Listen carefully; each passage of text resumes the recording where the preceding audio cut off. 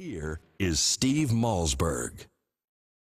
Well, I think there's a lot of things that transpired. You know, I think these investigators, the way they went about business, you know, his story changed a lot. I think he said some things, and then it escalated on him. John. All right, ladies and gentlemen, welcome back to the Steve Malzberg Show. That was Jerry Sandusky speaking from prison with our next guest. He is a documentary filmmaker, and he is all over this story with a new documentary, The Framing of Joe Paterno, and his website, framingpaterno.com. We say hello to John Ziegler. Hey, John, how are you? Steve, good to see you again. It's been a while. And the last time I was on the Today Show was actually to defend Sarah Palin. Now I'm defending Joe Paterno, so I like to choose the easy targets I hear to you. defend. Well, you're not defending Jerry Sandusky. No, although that was apparently a difficult concept for Matt Lauer and Piers Morgan, who I was on with Monday night, to comprehend. I have to tell you, I completely miscalculated. I have a very dim view of the media. That's basically my career as a documentary filmmaker. And even I was stunned that concept, the difference between Jerry Sandusky and Joe Paterno, is so difficult to grasp. But apparently that's the world we live in now. I wanted to let you hear the next cut. Let's do 22, if we could do 22. I personally believe that the media in this particular case has an agenda that they don't want to hear what the truth is. This has been a rush to judgment from the very beginning, and I know that I'm going to get attacked from everybody because no one wants the truth. You say the media has an agenda, you're going to get attacked from everybody because no one wants the truth. Yes. Well, okay, so talk about, first of all, why doesn't the media, or anyone, as you say, want the truth when it comes to Joe Paterno? Well, this story, and we're never going to have a chance to get into the details. One of the big problems with this story is it takes 3 hours to explain what really happened, and the media narrative, you can fit in a tweet. And we now live in a world where if it fits in a tweet, that's what sticks. Right. And the tweet version of this story was that Penn State assistant coach Mike McQueary saw Jerry Sandusky raping a 10-year-old boy in the shower, told Joe Paterno, and Joe Paterno did nothing. That's what the media narrative was back in November of 2011 when Paterno got fired and everything else happened in Penn State because of that. That narrative, Steve, as I have studied it for a year without compensation, without hope of compensation, is flat out false. And in fact, today on our website, we've just released a statement that no one's ever seen before, issued by the victim in that case, victim number 2, where unnamed, yes. On the day of Paterno's firing, he says on the record, nothing happened.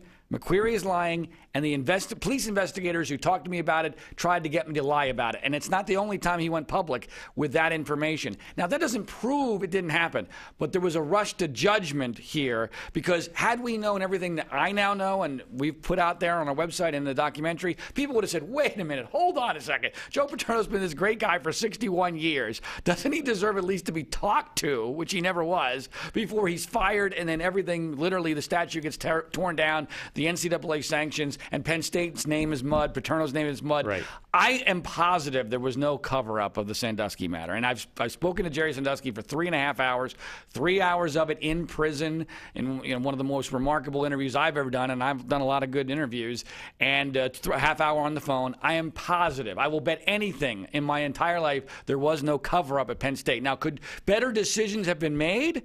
Sure. But Joe Paterno actually, the record shows, based on what we currently know, did exactly the right thing. But that wasn't a good media story. All right. Well, what has motivated you? Are you getting the cooperation of the family? I know they put out a press release through their lawyer in the middle of the night, basically, when this on Sunday night before you went on the Today Show, saying we have nothing to do with this interview. We don't want to hear about it. And I wrote to you. I said, "Is this your interview?" And you said, "Yes." So you don't. I mean, do you have this? Well, have you spoken to them? Oh yeah, I've spoken to all the Paterno family members. And unfortunately, that statement was Scott Paterno. Yes. And Scott and I do not get along. Okay. I have had very nice conversations with all of them. But here's the important, what you just said to your audience, because a lot of your audience is probably not, may not even remember the details of the Sandusky-Paterno thing, and it's not a huge issue for them. Although this, to me, this story goes way beyond Joe Paterno, way beyond Penn State. This is about the nature of our media, which is my major interest in our culture today, because I think our media is dead broken. Absolutely, I agree. In every way, and it impacts our politics humongously, as we know in our elections. That's why I did the movie Media Malpractice, how Obama got elected. But here's what you just said was fascinating. the Today Show spent, I'd say, about 20% of my appearance having me react to statements that were issued before I spoke. Right. Now, we are now living in a bizarro world where you're allowed to issue statements about what someone's going to do. Before they say it. Before they do it. Because our attention spans are so short, and the media, in a rational world, here's what would have happened. I would have done the Today Show appearance. I would have released some of the Sandusky interview on our website, Framing Paterno. Then there would have been a reaction, and then I would have comment on the reaction. I would have commented on the reaction. Yep. But no, we don't have time for that. We have to get it all done now. It's got to be done. We're talking to John Ziegler. He is the filmmaker, the producer of The Framing of Joe Paterno. His website is framingpaterno.com. Here on the Steve Malzberg Show. Is there anybody in the media besides me who's willing to give Joe Paterno the benefit of the doubt, who's willing to take the free report, not to say it was dishonestly done, but to question how it could have been done and some of its conclusions? Is there anybody else who's been openly, and you don't have to name names, but unless they're really big. I will name a name. I will name a name. And by the way, you deserve credit for having the courage to even talk about this, because people, their misperceptions on this are so great, and the media is so invested. I have a 13-year-old son. Right. If I thought anybody touched my 13-year-old son, or someone moved in that could touch my 13, you'd have to handcuff me and tie me down. So I'm not defending anything here, but I think Joe Paterno got an unfair, rushed deal to judgment. That's all I think. Because it was a great story. And from a media perspective, the first 2 days that story broke, it was a Jerry Sandusky story, and it didn't hit. Right. It was not a hit. And then on that Monday into Tuesday, it became a Joe Paterno story. All of a sudden, ratings bonanza, and the rest is history. But to answer your question, I'm not going to be successful in this quest. I knew that going into this week, but this week I now know for sure I am not going to be successful. I am going to die on my sword. I've given it the best shot anybody possibly could have. There's only one person that could possibly change this narrative. It's Bob Costas. Bob Costas and I have spoken. We've emailed. He has already significantly changed his mind about the free report.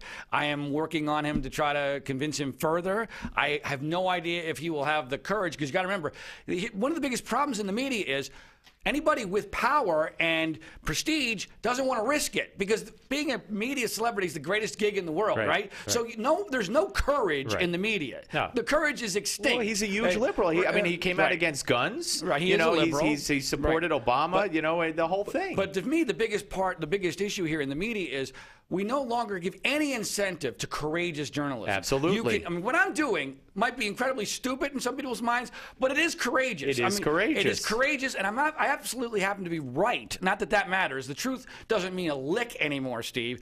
But there's no incentive for anyone to do what I did, because I'll tell you what, as of right now, if you had told me exactly how this would turn out, and I ended up on the Today Show and the Piers Morgan Show and got the Sandusky interview and did a great documentary and it went way further than anyone could possibly have ever done with this story. I did a great job. I would never have done it again, because there is no incentive. My life has been destroyed. My career has been harmed. And so someone like Bob Costas, why would he say, why am I going to get in front of this freight train? Even though I know it's right, the right and truth doesn't matter. Yet.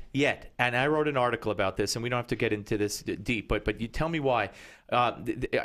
During the height of the Sandusky trial, then there came accusations about pedophiles in Hollywood. Came out at the same time, based on the Sandusky. And then came out a former Red Sox clubhouse guy. All this came out at once. All this was going on. Sorry, hit the microphone, folks. Great opportunity. About a year, now it's almost 2 years ago, there was a symposium by a group called B4U Act. And they had college professors and the psychology people and shrinks and all there to try to dumb down the negativity associated with pedophilia. Change the definition. It's not an illness, and if it could benefit young people. I mean, sick stuff. That is sick. And I wrote and I asked to this day, why am I the only one who's ever mentioned this? Why not go after a group like that and people who spoke at that group, who are college professors, in the context of everything that was going on? Silence from the media. Well, didn't you know that Joe Paterno funded that conference? Yeah, right. That's what I heard anyway. Look, I mean, one of the things that's weird about me is I don't fear people lying about me. I mean, I really don't care. Go ahead and lie about me. I mean, it bothers me a little bit. He's wearing a red shirt, folks. I mean, I get lied about all the time. I mean, I get called a conspiracy theorist today by CBS, and I'm the What's the conspiracy theory? The funny part is the only conspiracy in this story is the Louis Freeh conspiracy. Right. I'm the anti conspiracy guy. There was no cover-up. All right, talk about Free. Did he rush the report? Was he under pressure? Was it predetermined in your view? Here's what people don't understand. This is a story you need context for everything. Right. People think, well, why would Louis Free make this up? Well, here's the context. So the media rushes to judgment in November of 2011. They scare the hell out of the Penn State Board of Trustees, who frankly had wanted to get rid of Joe Paterno for a couple of years anyway. And they fired the great Joe Paterno over a cell phone. That is seen, and the president of the university, that is seen, understandably, as a guilty verdict by Penn State. My God, why would Penn State do this? He must be guilty. So then there was a backlash among the alumni at Penn State saying, wait a minute, there's no evidence here. Why did you do this? So then the Board of Trustees needed to justify what they did. So what did they do? They hired Louis Free, and they gave him $6.5 million, a contract which was just released, which shows clearly he was given the agenda to go ahead and justify that firing. And Louis Free gave the Board of Trustees at Penn State exactly what they wanted. And all you need to know about this, folks, conservatives, we should be cynical enough to realize what was really going on here. Louis Free released that 267-page report at 9 a.m. and held a press conference at 10 a.m. Okay, people in the media can't read 267 pages as it is. Right. They certainly can't do it in an hour before a press conference, and he's never answered questions since. Right. The Free report is a bunch of baloney. I have spoken. No, this is an absolute dead fact. I have spoken to more people closer to this case than Louis Free ever dreamed of doing. What is the biggest draw? Is it that there weren't enough people with direct contact to me, involvement talked to, or what? To me, other than that, Mrs. Lincoln, how was the play? I mean, how do you do a report when you haven't spoken to the sixth, depending on how you define it, the sixth most important people in the case? Right. I mean, it's ridiculous. Not to mention a cover-up theory that makes no sense. For people who don't know the facts of this, here's all you need to know about the cover-up theory.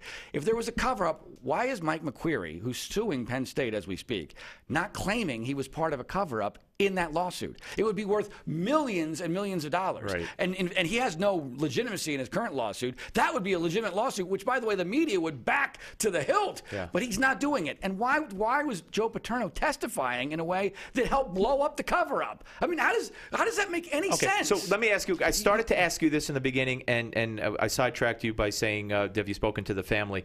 What motivated you to do this? Two things. I'm autistic when it comes to pursuing the truth to my own detriment.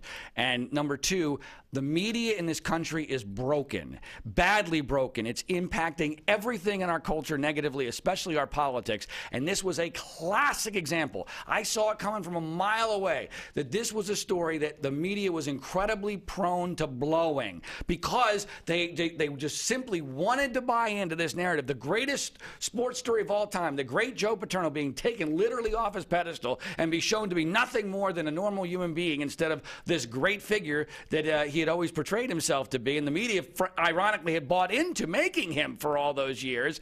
And I just knew that initial narrative, it didn't make sense. And think about how many times we've seen where the media buys in unison. I mean, this is a rule of life, folks. If the media buys in unison to a narrative that doesn't make sense, say like Lance Armstrong winning 7 straight Tour de France's without being helped by drugs. Right, then they're shocked at the end. Right, then they're shocked. Oh my God, wait a minute, that didn't really happen? Or Manti Te'o's girlfriend, who we've never heard from, dies on the same day as his grandmother? That really didn't happen? Seriously? I mean, whenever they buy in unison with their like this, look out. You know it's false. I mean, we saw the same thing happen with Trajan Martin and George Zimmerman, in my opinion. Yeah, I mean, that is it is a total.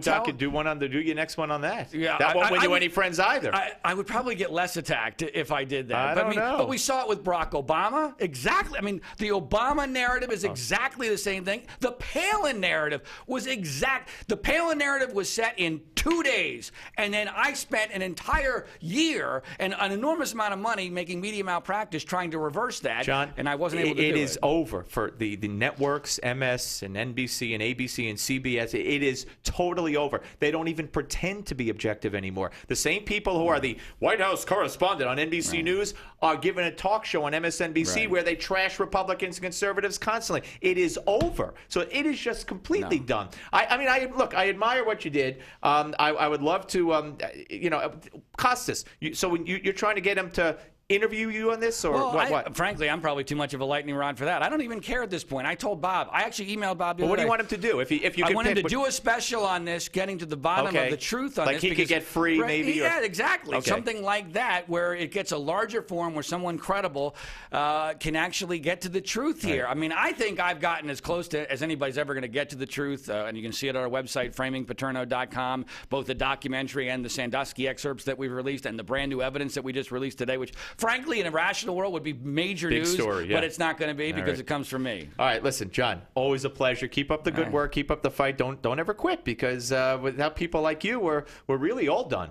Yeah. We're really all done. John Ziegler, Thanks so ladies much, and gentlemen, Dave. the framing of Joe Paterno. People could get it. Yeah, it's all free. I'm not doing this for website. I'm not doing this for money. Okay. Framingpaterno.com. All right, you really have lost your mind. All right, folks, we're going to come back right here on the Steve Malzberg Show. The Steve Malzberg Show.